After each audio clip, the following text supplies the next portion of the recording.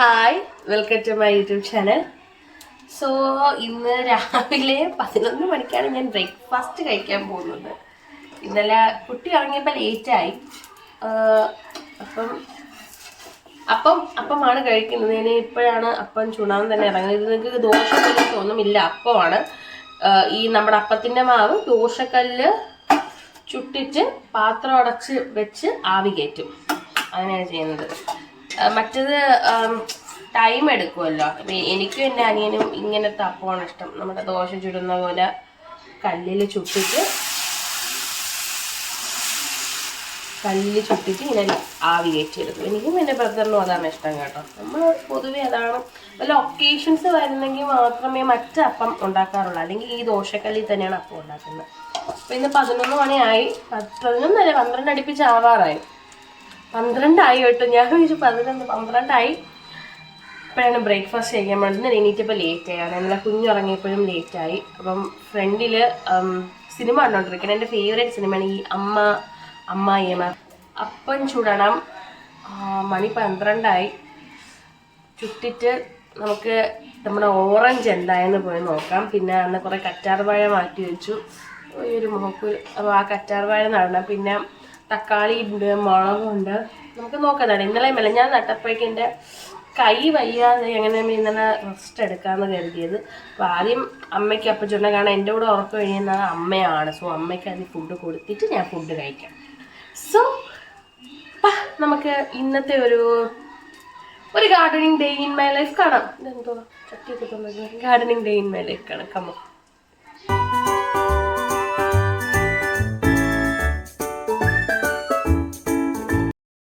ഇതാണ് എൻ്റെ കുഞ്ഞ്. സോ കുഞ്ഞായ ശേഷം ഞാൻ മനസ്സിലാക്കിയ ഒരു കാര്യമാണ്, നമ്മൾ വീട്ടിലിരിക്കും തോറും നമുക്ക് പോസ്റ്റ്മോർട്ടം ഡിപ്രഷനും കാര്യങ്ങളും അടിക്കുകയും ചെയ്യും. അതുമാത്രമല്ല, നമുക്ക് തന്നെ ലൈഫിനോട് ഭയങ്കര ബോറൊക്കെ അടിച്ച് തുടങ്ങും. അപ്പോൾ കുറേ പേര് നമ്മളത് ചോദിക്കും, ഞങ്ങളും പ്രസവിച്ചിട്ടില്ലേ എന്നൊക്കെ ചോദിക്കും. പക്ഷേ കാലഘട്ട വ്യത്യാസമാണ്. അന്നത്തെ കാലത്തൊക്കെ 18 വയസ്സിലൊക്കെ കല്യാണം കഴിക്കുന്ന ആൾക്കാരൊക്കെ ആണ് കൂടുതലുള്ളത്. ഇന്ന് നമ്മൾ കുറേ അടിച്ച് പൊളിച്ച് കറങ്ങി നടന്നിട്ടൊക്കെ ആയിരിക്കും നമുക്ക് കുഞ്ഞുങ്ങളൊക്കെ ആവുന്നത്. അപ്പം നമുക്ക് പെട്ടെന്നൊരു, ഞാൻ ഇവിടെ പ്രഗ്നൻ്റ് ആയിരിക്കുന്ന സമയത്ത് പോലും ജോലിക്ക് പോയിക്കൊണ്ടിരുന്ന വ്യക്തിയാണ്. പെട്ടെന്ന് എനിക്കും പ്രഗ്നൻസി ഹിറ്റ് ചെയ്ത സമയത്ത് എനിക്കും ഭയങ്കരമായ ബുദ്ധിമുട്ടുകളുണ്ടായിരുന്നു. ബട്ട് ഞാൻ ആ ഒരു ടൈമിൽ കൂടുതലും ട്രാവൽ ചെയ്യുമായിരുന്നു.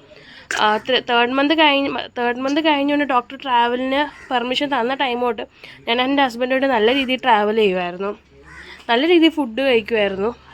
സോ അതുകൊണ്ട് എനിക്ക് ആ ഒരു സ്റ്റേജിലോട്ട് പോയില്ല.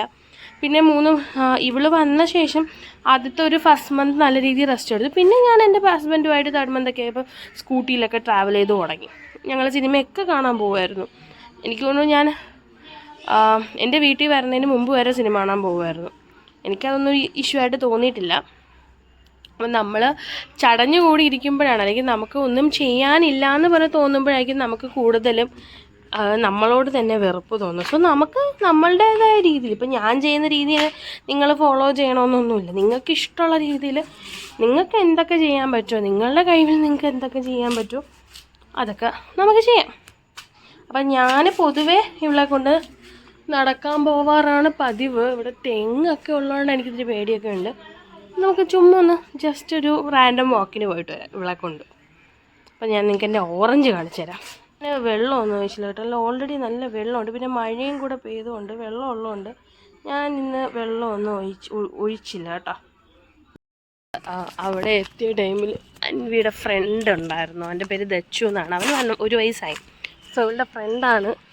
അപ്പം അവനെയൊക്കെ കണ്ടിട്ട് ഞങ്ങൾ നടക്കുകയാണ് ഇങ്ങോട്ട്. ഇവള് എൻ്റെ കൂടെ അങ്ങനെ ഞങ്ങൾ പൊതുവെ നടക്കാറുണ്ട്. പക്ഷെ നോക്കാം എങ്ങനെയായിരിക്കുമെന്ന്. ഇവള് വന്ന ശേഷമുള്ള നമ്മളെ ഡെയിലി റൂട്ടീനിൽ ഇൻക്ലൂഡ് ചെയ്തിരിക്കുന്ന ഒരു സാധനമാണ്. ഒരു ഈവനിങ് ആകുമ്പോൾ ഒരു ഈവനിങ് ആകുമ്പോൾ ഒരു ഹാഫ് ആൻ അവർ പുറത്തു പോകും. അവർക്ക് പുറത്തു പോകാൻ ഭയങ്കര ഇഷ്ടമാണ്. നമ്മളൊരു ഹാഫ് ആൻ അവർ എന്നും ഡെയിലി പുറത്ത് പോകാറുണ്ട്. മേ ബി കാറ് അല്ലെങ്കിൽ സ്കൂട്ടിയിൽ. ഞാൻ സ്കൂട്ടറിൽ കൊണ്ടുപോകുമ്പോൾ എല്ലാവരും ചോദിക്കാറുണ്ട് കൊച്ചു കൊച്ചിനെ സ്കൂട്ടി കൊണ്ടുപോകണം എന്തിനാന്നൊക്കെ.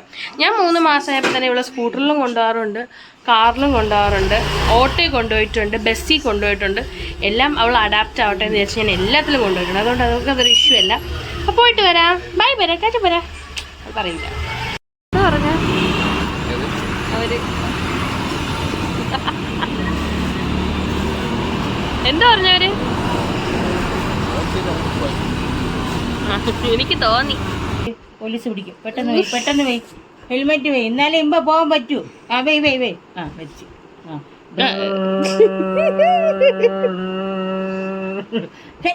പോലീസ് പിടിക്കും. പെട്ടെന്ന് എടുത്ത് പോയി ഹെൽമെറ്റ്. പറ്റൂല നടി, പറ്റൂല. നാക്ക് കാണിച്ചോട്.